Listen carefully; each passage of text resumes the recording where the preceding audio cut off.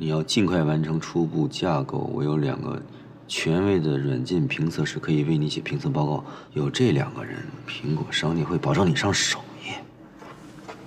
这人是谁啊？真是雪中送炭。我觉得这是个好主意。如果真的有权威评测师给魔镜打高分，苹果会推荐我们上首页的。哎，这人到底是谁啊？到底是谁不重要，但我觉得我们可以试一试。郭麒麟，你这个轻信的毛病，你害得我们吃了多少亏，你还不改？你把人家当朋友，人家把你当朋友了吗？你掏心掏肺把我们底儿全卸出去了，才害得我们现在这么被动。怎么又说到我头上来了？是我弄得大家被动的吗？我倒霉，我自己承担责任不完了吗？行，大半夜你们俩别那么大火气。我觉得这事儿没这么复杂，咱就按这人说的办。如果没成，我觉得没什么损失。这万一要是金针刨的坑呢？你们想过没有？我们就这么高高兴兴往下跳，这也太傻了吧！哎，你又干什么呀？我打电话，这是我的私事儿，你无权过问。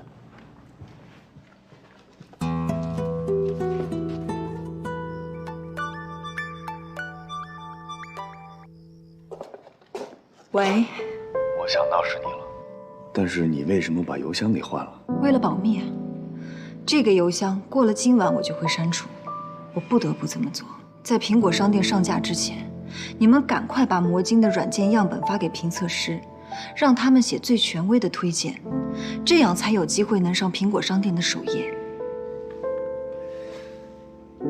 那我考虑一下，稍后我给你答复。怎么了？有什么问题吗？因为我们之前出过2次事儿，所以现在我的工作伙伴都不是很信任我。我需要点时间，因为我不知道该怎么去说服他们把软件样本交出去。团队内部的问题你要自己解决，但这件事真的很重要。如果没有评测师的推荐，你们很快就会被淹没在苹果商店成千上万的软件之中。这是唯一的机会，郭新年，你必须争取。好，谢谢。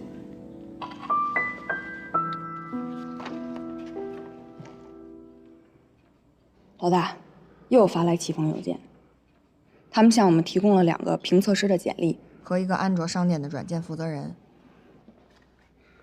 我们要同一天送苹果系统和安卓系统吗？这2个版本都没问题吧？啊，没问题。这我设计的时候就设计的双版本，但我现在就担心服务器不够大。服务器爆掉才好呢。对方说1000万以内的下载量不用再租了。大家都停一下，我们开个会。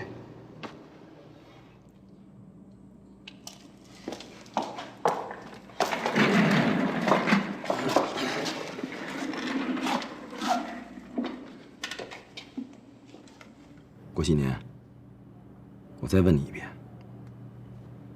那个人到底是谁？我跟你说过了，这是我的私事儿，我不会回答你的。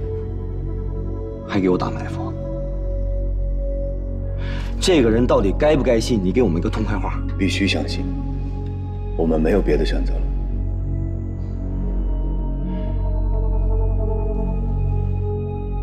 我不相信。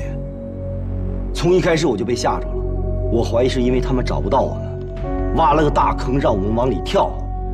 我反对你怀疑一切的态度。一份好的测评报告对上首页能起关键作用。万一呢？他给我们的评测报告和苹果商店看到的评测报告不一样，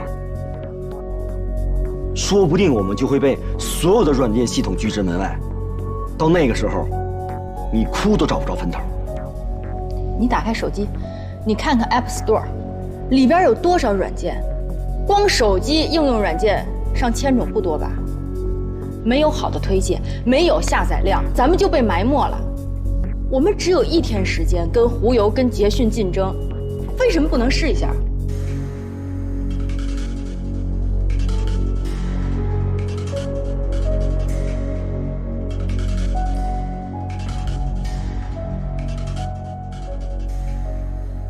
那我们就举手表决吧。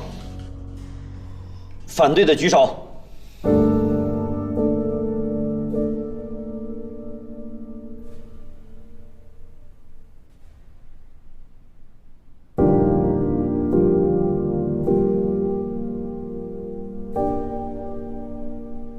卢卡。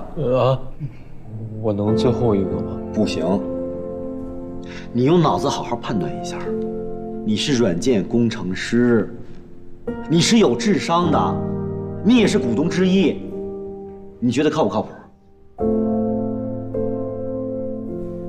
你别跟着别人走。我还是选择相信老大，我同意发。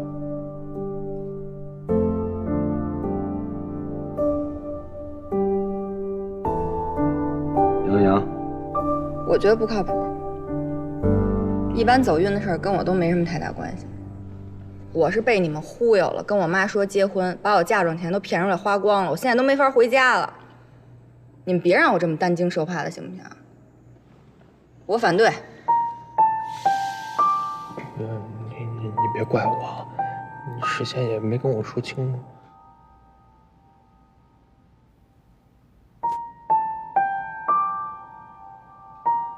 我再重申一遍，这很可能是个圈套，是金晨和罗卫这帮王八蛋设的圈套。就说罗卫，什么东西啊？白天来一趟，晚上我们就被车撞了。他不就是一带路党吗？金城现在势在必得，弄得我们躲在这儿。现在又搞了一个迷魂阵，你们就往里钻，啊？我把话搁在这儿，你们信是你们的事儿，我肯定不干。别说气话了，怎么着？你还真不干了？还有活干吗？啊？捷讯发布这么长时间了，他直接预装到手机里。全国手机销量一天多少台？几十万、上百万。忽悠做广告做的规模这么大，上线2周了。我们呢？上线1天。洛维斯也不能为了我们推迟投资会。你教教我还怎么干？那要照你这么说，那别干了，咱们趁早散伙吧。我们努力那么长时间是为什么呀？问得好，我们努力那么长时间是为什么？为什么？傻蛋呗！要不是出这2次事儿，我们早成线了。哎呦，你还成猪八戒了？你这动不动就分家。猪八戒还有高老庄回呢，我回哪儿去啊？我抱着几台破电脑回去啊，除了不开机什么都没有，这就是一款废物。你早干什么去了？什么是废物？你给我解释清楚，什么是废物？没人用就是废物。钻石值钱吧？它埋在土里就是破玻璃，狗屁不值。信息时代晚人家1天就是废物，现在晚人家2周就是废物里的废物。你说魔镜是废物就不行，魔镜不是废物，魔镜还不一样，它跟捷讯，它跟忽悠它不一样。是你曾经说它特别有价值的，啊？你现在说话算什么？你说话他放屁你啊！我承认，我说过它曾经有价值，那是在泄密之前，那是在我们被车撞之前。可是我们某些人清醒糊涂，把它变成了废物。不是废物是什么？现在没有价值了。我跟你解释清楚了吗？你听得懂吗？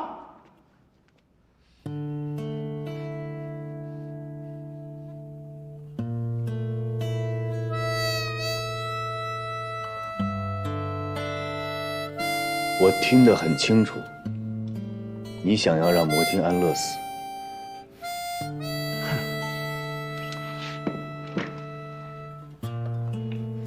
就因为我曾经犯过很多错误，所以你怎么都不肯再给魔晶一次机会。请大家相信我，我用我的人格保证，我的这个朋友是可以信赖的。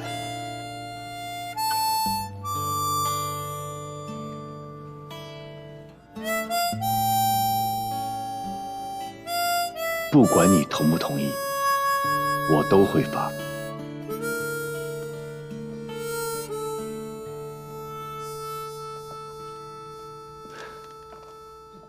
高迪，我认识最谨慎的人。可能我这辈子再也找不着这么细心的合伙人。一直以来，我都非常非常尊重他的意见，所以不管他说什么过火的话，我都能理解。但是对不起高迪，今天我同意发。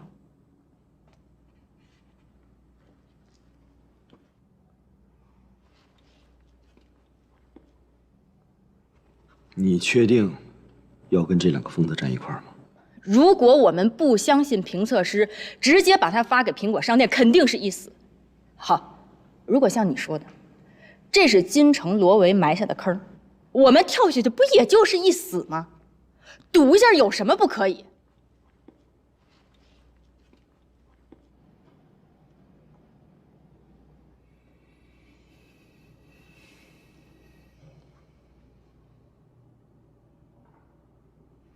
现在是3比2，我发了。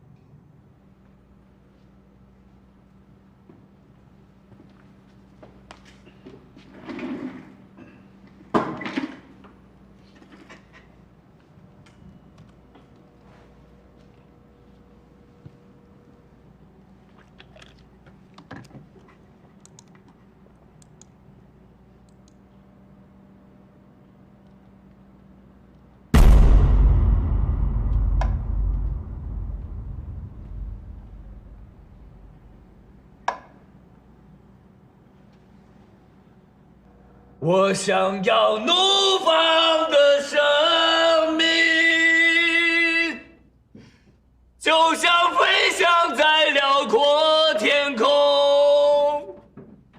就像穿行在无边的旷野，拥有挣脱一切的力量。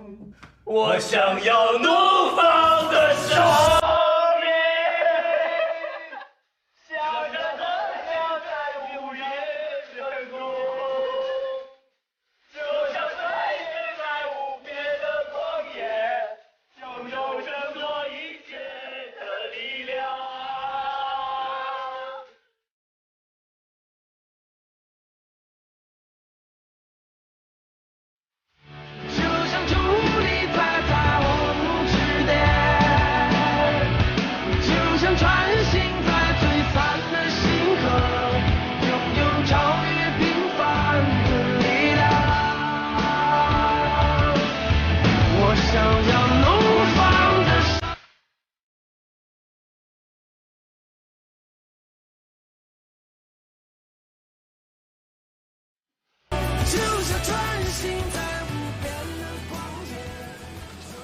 老大，你看我手上的血管都凸出来了，我这是不是打电脑打太凶，静脉曲张了？你看，静脉曲张都长腿上，没听说过长手上的。我这肯定是静脉曲张，而且我现在不光是手，我胃都曲张了，天天吃方便面。我今天必须得回自己家睡，我得泡一澡，我得享受一下个人生活，不能再这么狼狈不堪了，绝对不能一睁眼全都是方便面。来，把这杯热乎的3酒备太喝了。我们俩也不能再这么狼狈不堪了，我们要享受一下爱人世界。求求你了，让卢卡休息一下吧，人家都静脉曲张了。卢卡啊，守住了啊，守得住光荣，守不住也光荣。对对对，我今天也得回高木咖啡了。新年，要不你跟我走，睡我那儿。我这人福大命大，保你一切平安。明天咱俩一块儿去洛菲斯。哎呀，谢谢谢谢，我现在是连脚趾头都不想挪动一下了，我就一个人在这儿坚守阵地了，让我好好回味回味这些天咱们的光荣历程。新年，你说说，明天魔镜的命运会怎么样？算命这事儿，我也不会啊。你姑妄言之，我们姑且听之。老大，你可别乌鸦嘴啊！你给我们来一段鼓舞士气的。那就得来段毛主席诗词。今日长缨在手，何时负重苍龙？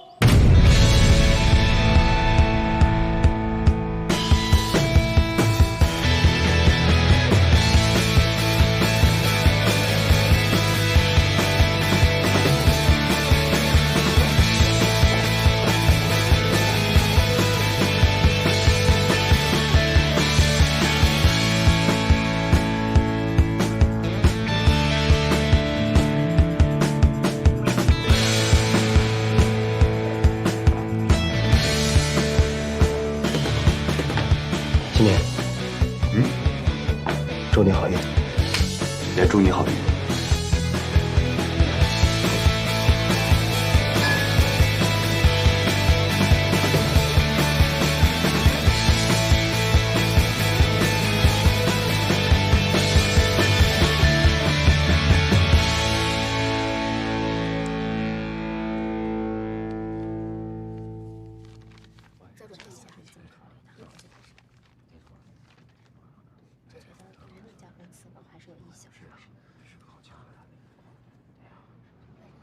查了吗？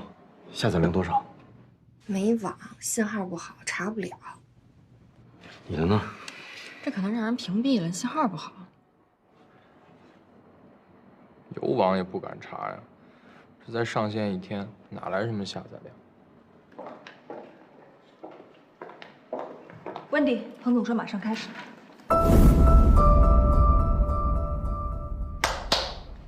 各位听一下，今天捷讯第1个发言，忽悠第2个发言，魔镜第3个发言。自由发言的时间限制在5分钟之内，然后接受分析师的提问，回答问题的时候尽量简明扼要。各位听清楚了吗？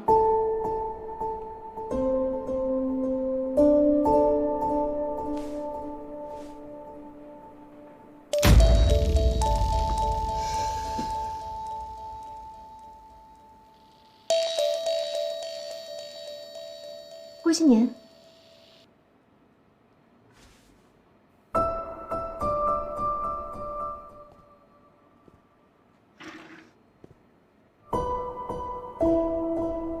温迪，怎么了？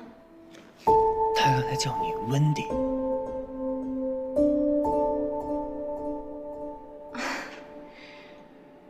温迪是我的英文名。你还有英文名？我刚才说的你听清楚了吗？很清楚。我第3个发言。好。哎，老大，你跟人混的挺熟啊，你是不是跟人？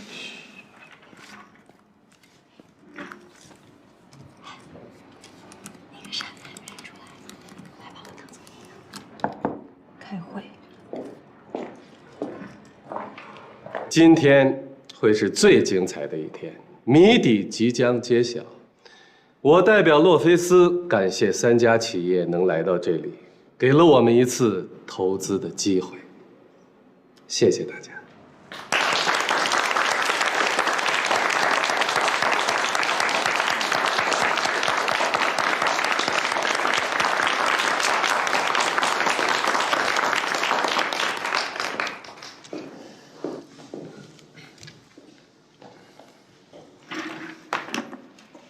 下面请捷讯的代表发言。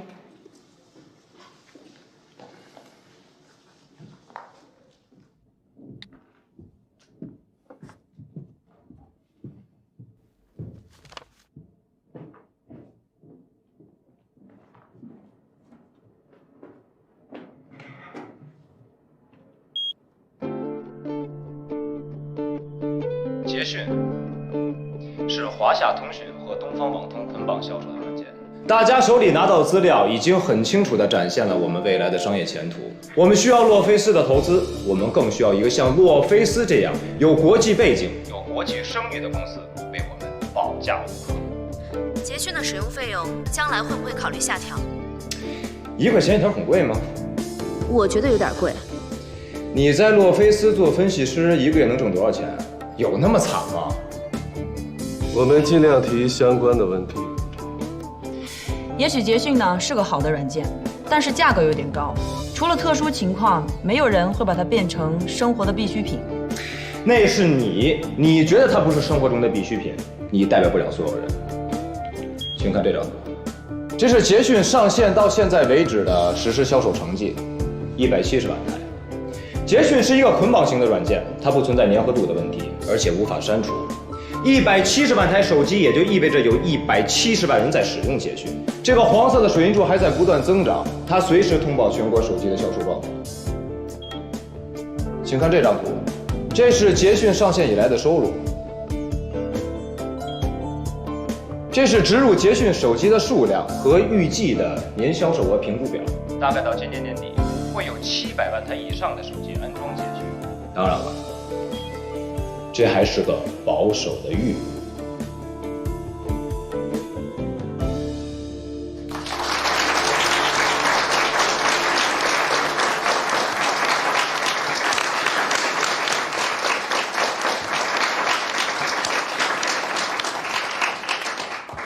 下面请胡油的代表发言。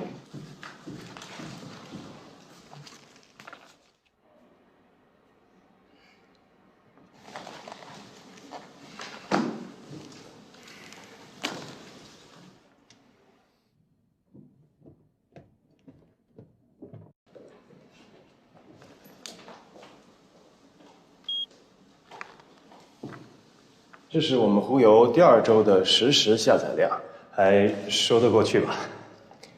胡油最看重的是客户的私密性，我们会为我们的客户提供的是4分钟更换一次的动态密码，安全是胡油的最高宗旨。然后，除开邮件功能之外，胡油还会为各位提供的是各种各样的生活类的综合性服务，比如说，您可以通过胡油来查天气，来订机票、订餐、订各种各样的票，交各种各样的生活杂费，等等等等。未来，我希望胡油可以涵盖所有的生活类服务。当然，这个是在未来。还有，胡油的最近一次升级，增加了一个很有意思的小功能——兑奖。现在我要着重的介绍一下我们的兑奖功能。我有一个新的创意，做一款手机上的对讲机，就是有声音的短信息。只要您安装了胡油程序，您就可以和世界各地任何一个角落的同样安装了胡油程序的人实现即时沟通、实时兑奖，而且兑奖功能是免费的。我希望胡油永远免费。完了。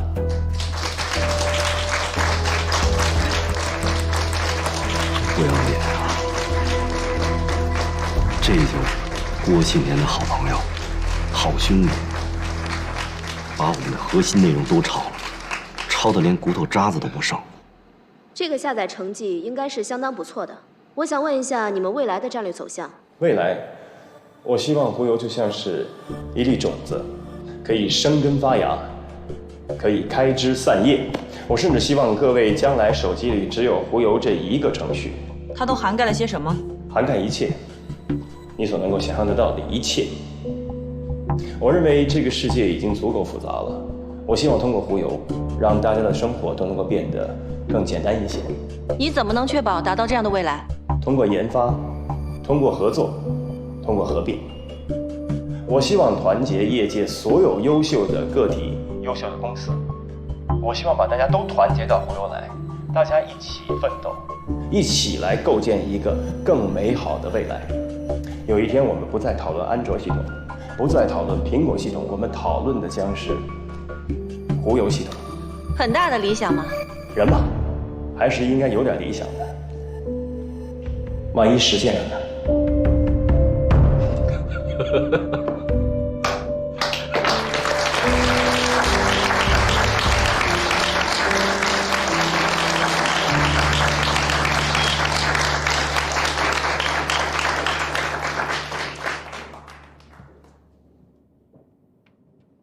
最后一位，请魔晶的代表发言。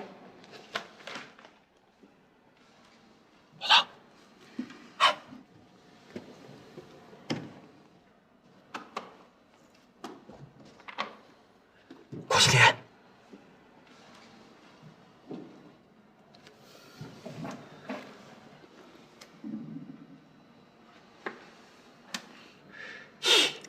加油！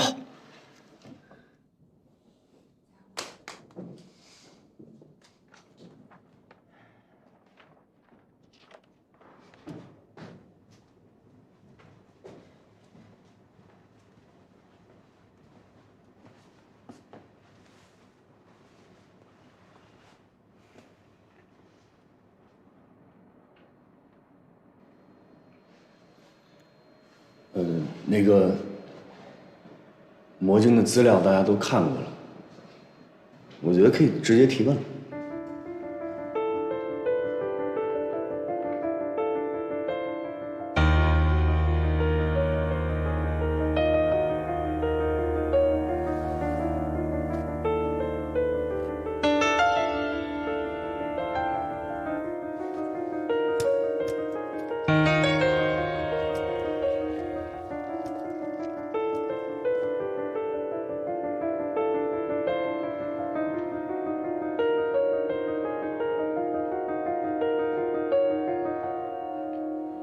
郭总，前几次项目对接会你都有很精彩的发言，这次怎么不爱说了？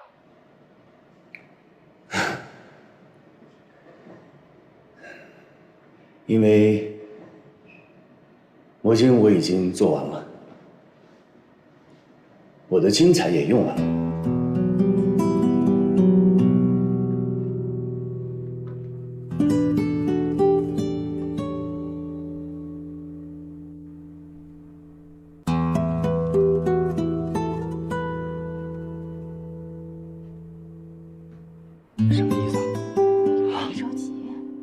魔晶是不是已经上线了？上线了。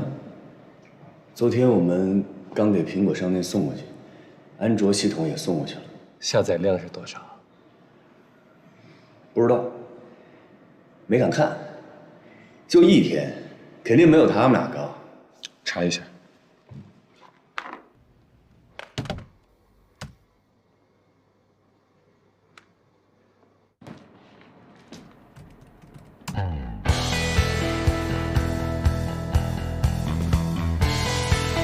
放大屏幕上看。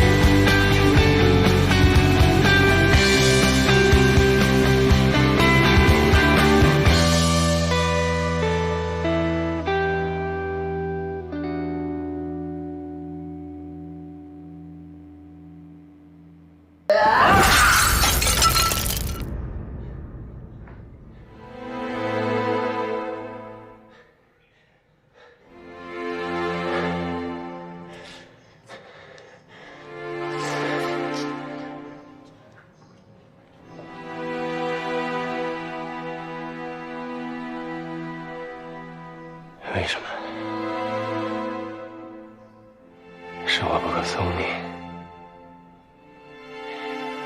还是我不够努力，还是我不配你们洛菲斯的投资？为什么？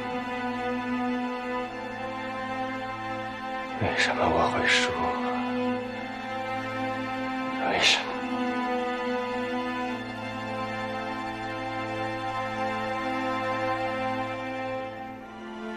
罗伟，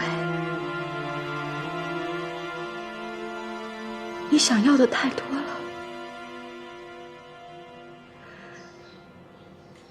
你不可能抓住空中所有的气球。你有了邮件功能，还想要社交功能，还要订票、导航，甚至连魔镜都山寨进去。我的理念没有错，追求完美不是错。对待感情你也一样。有了我，还想要纳兰，你太贪婪了。贪婪？人要是不贪婪，到今天还住在山洞里呢。人要是不这样，到今天还在饿着肚子。人就是因为这样，人才学会了狩猎，学会了耕种。人类就是因为这样，人类才给自己盖了小房子，发明了汽车，发明了飞机，发明了一切的一切。人要是不贪婪，人类就走不到今天。贪婪，说起来难听，谁都不愿意承认自己贪婪。人要是不贪婪，人到今天还是好的。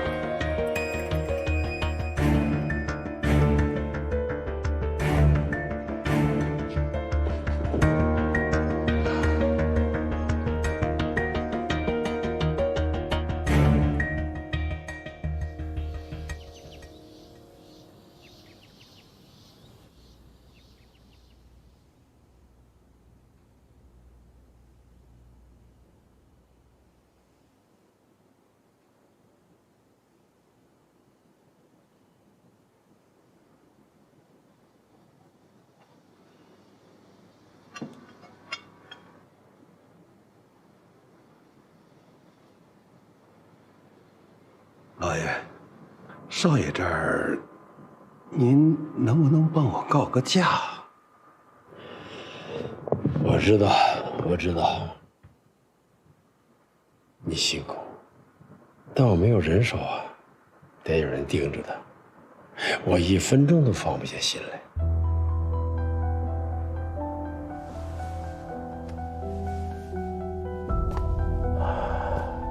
你走了，我怎么办？你再多帮我几年，我教他学好，我教他尊重你。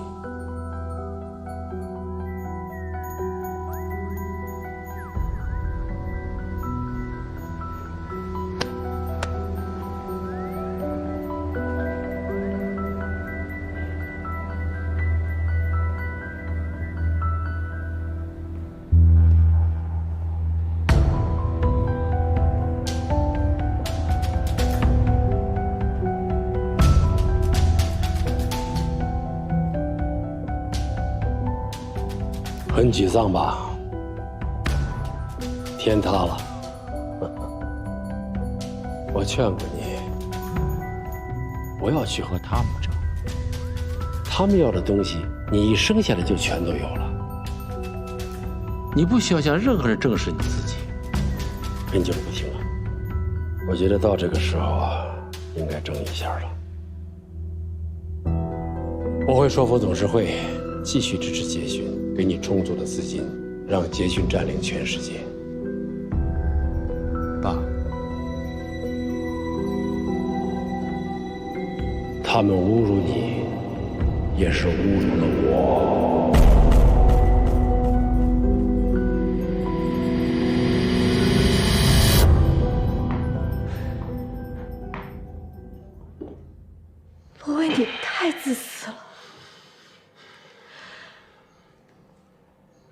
所有人在你的野心面前都是狗屁。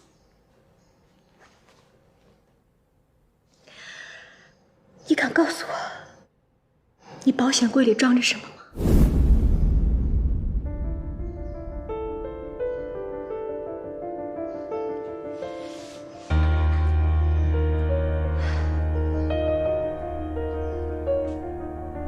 装着一份合同，上面写着要退还我投资胡油的原始资金150万。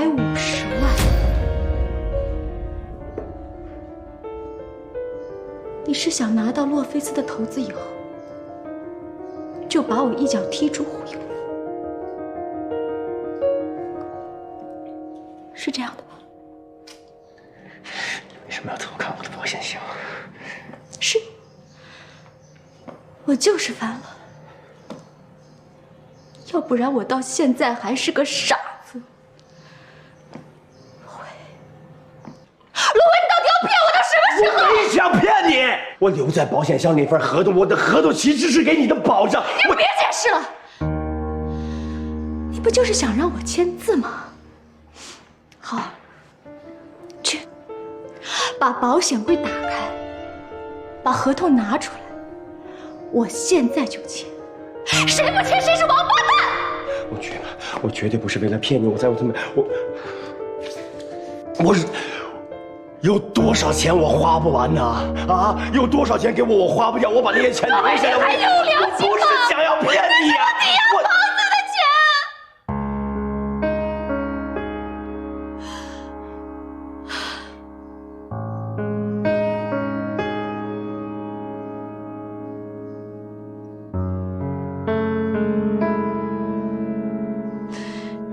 口口声声说爱我，我的好心都喂了狗，我真是瞎了眼了，我真是瞎眼了！干什么？全世界都可以不相信我，全世界都可以恨我，但是你不能，你一定要相信我呀！我凭什么相信你？我现在一无所有。你让我凭什么相信你？你冷静一点，我错了，我改还不行吗？我可以修改胡油，我可以修改一切。全世界不是只有你们洛菲斯一家投资公司，我可以改，我什么都可以改，只要我还有你。你一定要相信我，只要我有你，我们就有一切。你一定要相信我，你一定要相信我。你的产品就是垃圾。你说什么？我说，你的产品就是垃圾。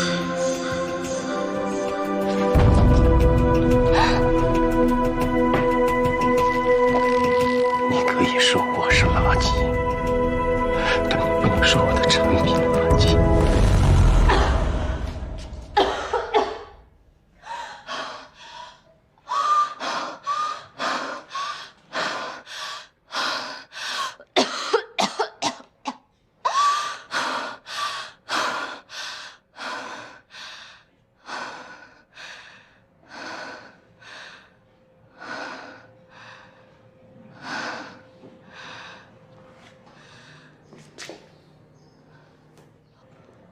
喂，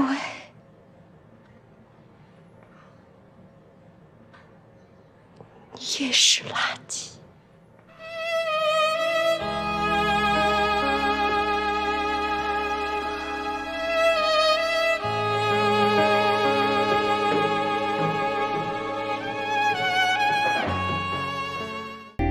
老大，过来啊！感谢洛菲斯。你去哪儿了？我我打了个电话。你们敢不敢跟我打个赌？本周之内，魔晶的用户就可以达到1000万。我相信1周之内达到1000万，不太可能吧？没有什么是不可能的。博客为王的时代，开心网的时代，都过去了。风水轮流转，今天到魔晶，好，再过2、3年也会过去，历史的必然规律，这是躲不掉的。我不相信，我们会不断的创造出让你意想不到的作品。我们来到这个世界上，就是为了创造奇迹。说得好。其实，魔晶是他跟我商量出来的。我跟他认识是个误会。他第一次来我们公司，有人错拿了我的名片给他，他就一直把别人当成是我。哎，等等，我没听明白，你刚才说魔晶是你们2个人商量出来的？是啊。哎，他一直把别人错当成是你，而你却还一直在帮助他。对，所以说他傻嘛。其实我跟他认识很久都没见过面，我们俩就是靠电话、电子邮件联系的。可能是能创造出像魔晶这样软件的人，情商都不太高。跟你们说个事儿，可能你们都不信，他都来洛菲斯好几次了，直到现在为止，他都不知道我就是纳兰。所以我给他起了个外号，叫三哈。这就是网恋呐！不要瞎讲。你想过没有，怎么用魔晶赚钱？赚钱我们暂时没有考虑。不赚钱？魔晶现在有600多万用户，一旦收费，我们的用户量就会急剧下降。我们现在要做的就是扩大用户量，扩大到上千万，甚至更多。好。那如果你达到1000万级别之后呢？那就再来1个亿的用户。10个亿，为未来的10个亿用户来干一杯！来，干杯！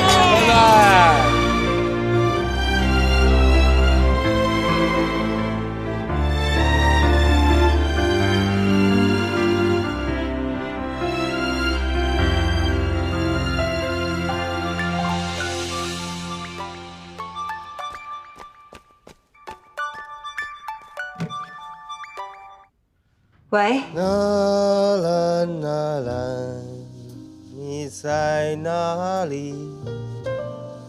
在哪里见过你？你的笑容那么……你在哪儿啊？你这是喝了多少呀？我在小酒窝，我不知道怎么了，我一喝多了就想你了。罗总，您可别瞎说呀。喂，叫小罗，小萝卜头，别叫罗总。我公司已经解散了，罗总死了。求你了，我想见你，我现在就想见到你。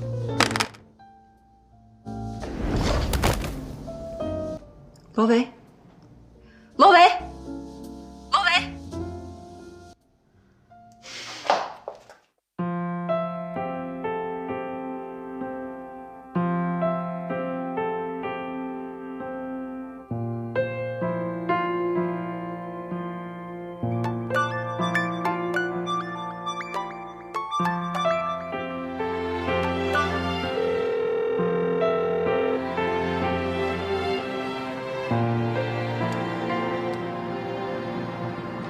你为什么一直不接电话呀？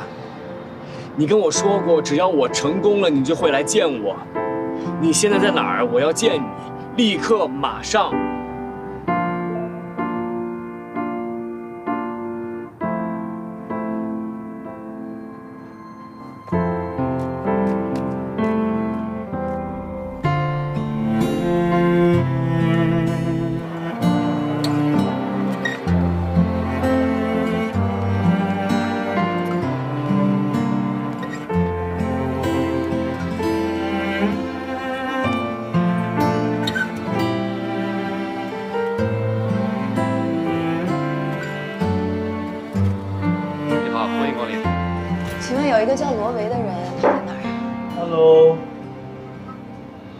喽。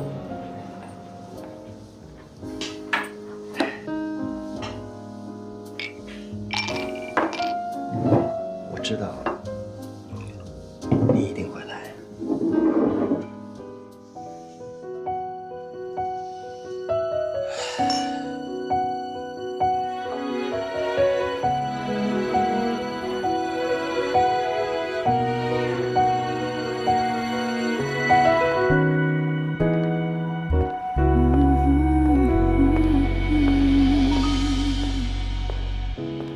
温总好。深情是我凝望的眼睛，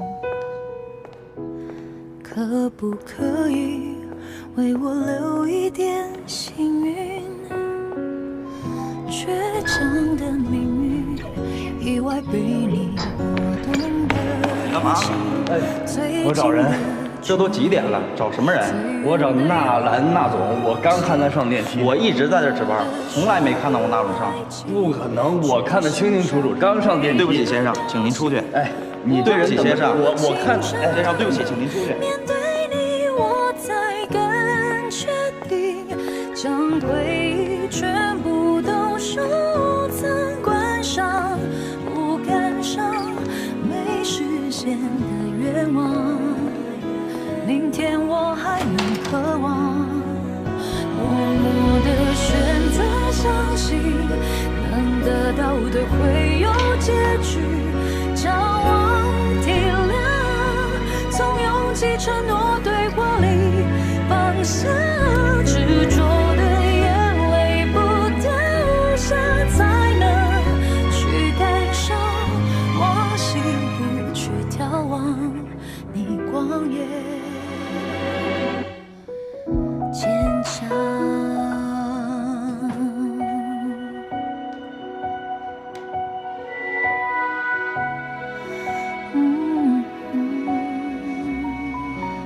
男人嘛，要提得起，放得下。别同情我，我不需要同情。我创业失败了，我认栽，没关系。我还可以回我原来的电脑公司去上班，去给各种杰克啊、汤姆啊去舔他们的臭脚丫子，没关系。你不会的，你不是那种人。你说过你不想当棋子，还是你了解我。我不甘心。我不甘心，所以我脱掉了他们给我的那身西服。我穿这个内裤，我跑在大街上，就是因为我不甘心一辈子待在那个像鸽子笼一样的格子间里，一辈子穿着廉价的西服，打着易拉德的领带，用那种几块钱一个的马克杯，每天就想着跟同事们怎么团购更便宜的快餐。我一身的本领，我不甘心，我这一辈子就活成一个无名的鼠辈。我就是一个无名的鼠辈啊，我不是一样活得挺好的吗？我不像你，想要当狮子，当老虎，胃口太大了。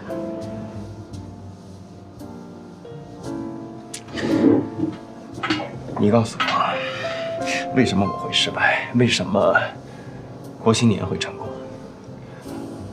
我想听你说一说。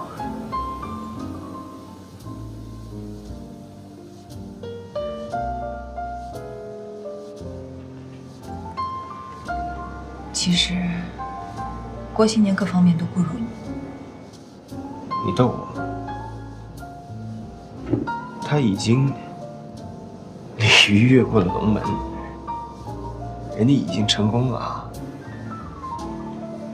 他就是一个傻子，但是他傻得惊天地泣鬼神，他就是个土鳖。我喜欢你的这个。但是你别忘了鳖的特点啊，它是属王八的，咬住了就不撒口，连老天爷都拿它没有办法。这就是为什么他会赢。你就是太聪明了，想要的太多了。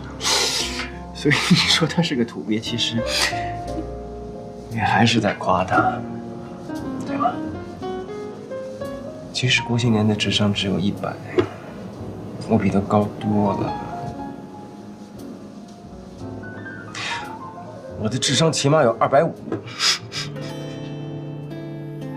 我智商250，只不过我同时做了3件事情，每一件事情平均下来就只剩个80几，所以我就该数，我活该。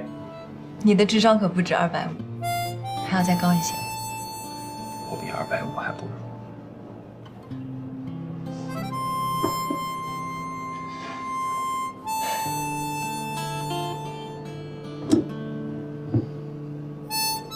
如果我告诉你，我第一次见到你我就爱上你了，你会觉得我是在骗你吗？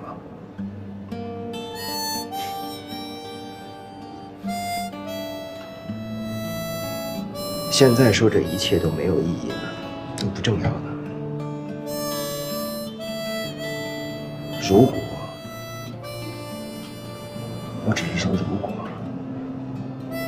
今天赢的人是我，是我赢了，我还坐在这里跟你说这句话，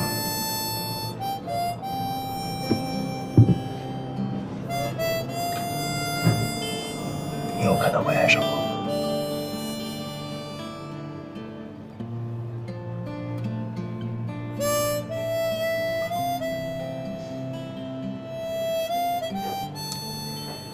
创业失败了可以重新再来，但要是人品有问题的话，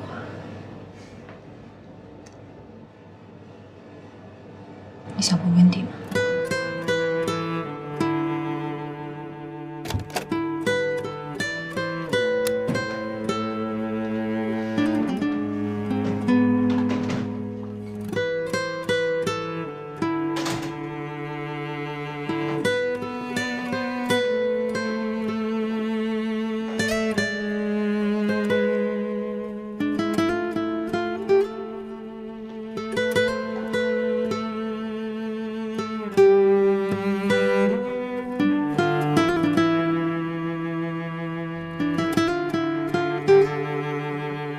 咱们俩在一起多久了？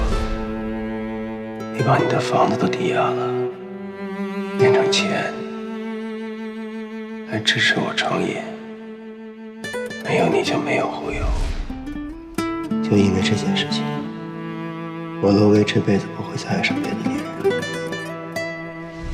等我有了钱，我要做的第一件事情是把你那150万还给你。不欠你的钱，是我作为一个男人的尊严。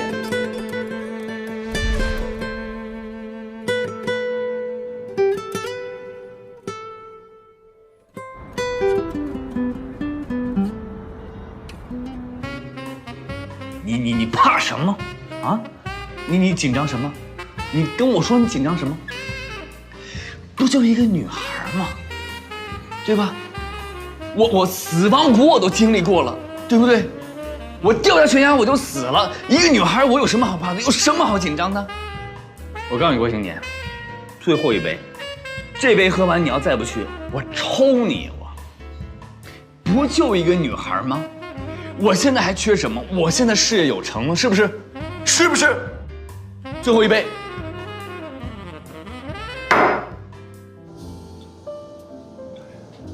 温妮跟我分手了。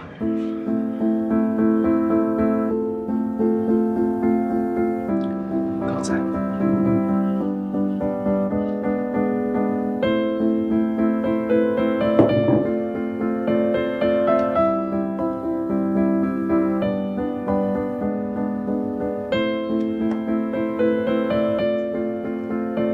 我们之间不可能，因为我们不是同一类人。我不可能跟一个疯子在一起，不可能跟一个不择手段追求成功的人在一起，这样太累了。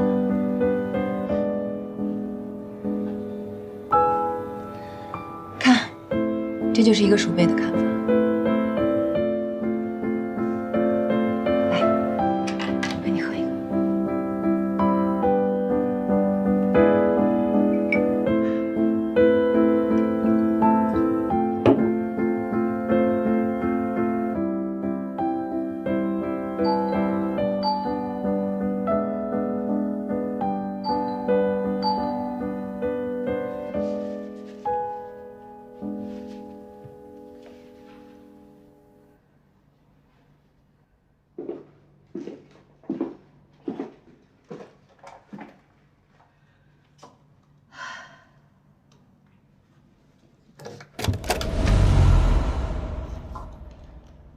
你好。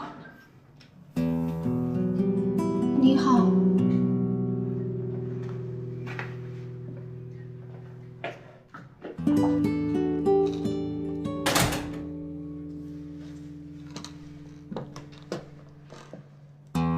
你怎么来了？我早都想来了。你怎么知道我住这儿？我看你从公司过来的，我在你家附近酒吧待了好久，我才鼓起勇气上来。你喝酒了？对，我喝酒了，但是我没有喝多。纳兰，我保证我现在特别清醒，我没有说胡话。我是温迪。温迪，好，你要希望我叫你温迪，我就叫你温迪。但是我还是觉得我叫你纳兰更亲切，更顺嘴儿。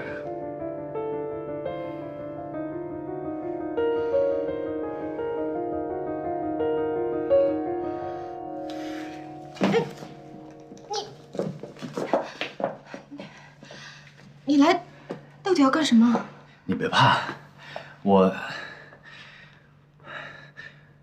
来这儿是想跟你说一句话。你说。我想跟你说一句话，我憋了好长时间。我爱你。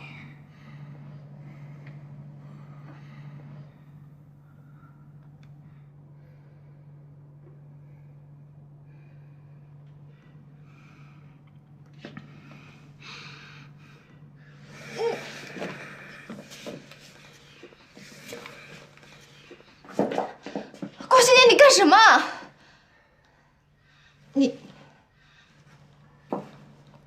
你知不知道自己在说什么？我知道我在说什么，我跟你说了，我没有喝醉。纳兰，温迪，当我在西藏流浪的时候，当我在死亡谷遇到狼的时候，当我在担心我自己会死的时候，我当时只知道世界上还有这么一个人在牵挂着我，在为我担心，让我这个觉得是废物的人还觉得自己有这么一点点价值。这个人就是你，没有你就没有我，所以我一直非常努力，我特别怕让你失望，怕让你觉得我的不优秀，配不上你。好在我没有失败。我成功了，我今天成功了，所以我来了。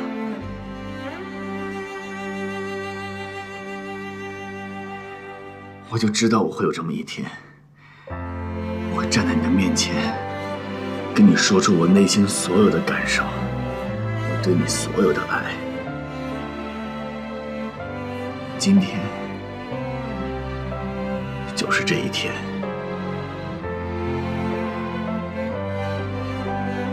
我真的爱你，真的，我的下半生都要和你在一起。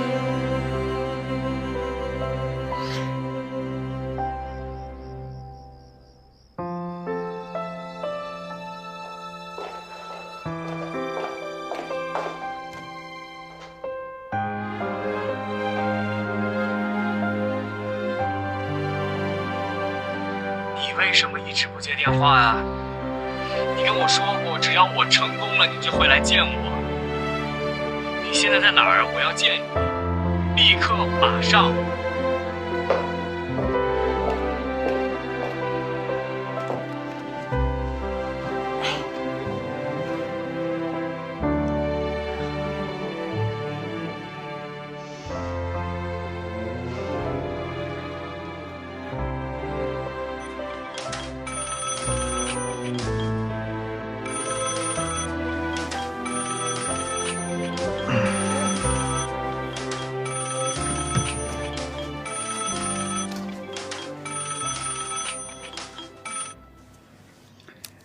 喂，哪位？呀？这么晚了还打电话？说话呀！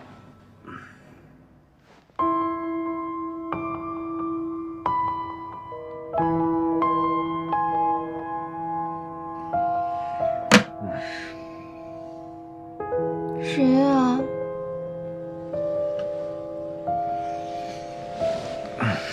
不知道。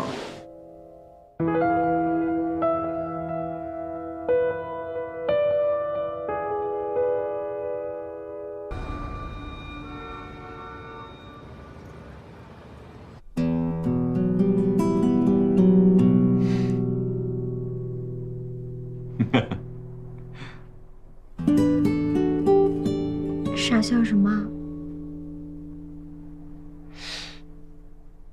我一直在回忆，昨天晚上不是在做梦吗？昨天晚上咱们俩都发生什么了呀？怎么，想不认账啊？我昨天晚上快睡着的时候还在想，到底要不要报警。你现在报警也还来得及，赶紧的。得行。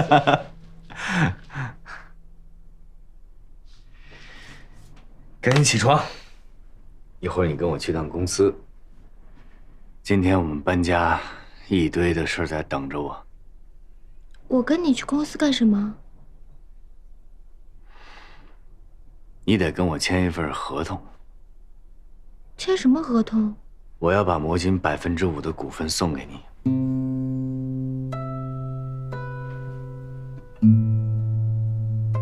你说什么？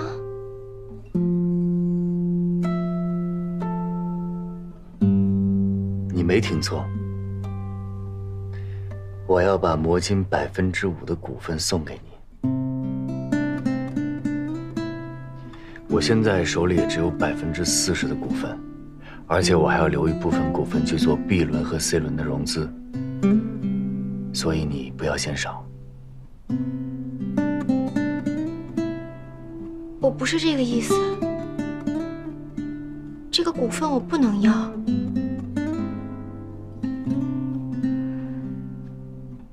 昨天晚上是我自愿的，如果你是因为这个，就大可不必了。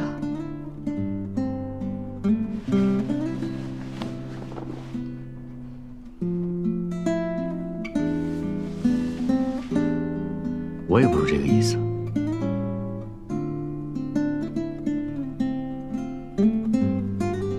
魔晶是咱们俩的孩子，你一定不能拒绝我。5%的股份是你应得的，这才是最完美的结果。我早就想好了。你兑现了你的承诺，我也得兑现我的承诺。我的承诺？你忘了？你答应过我，赢了，我们就见面。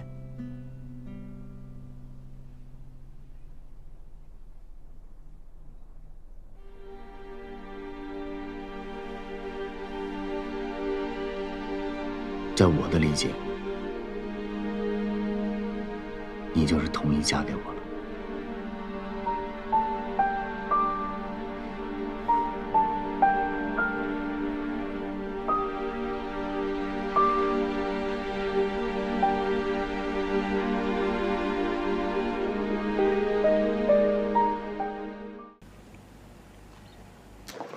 老大，你真不靠谱！你这一干活你就没影儿，快过来帮忙！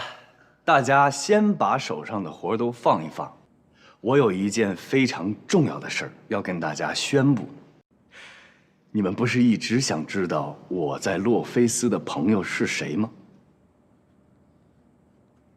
你们不是一直想知道打入敌人内部的卧底是谁吗？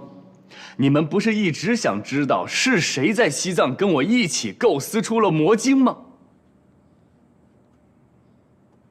答案现在揭晓。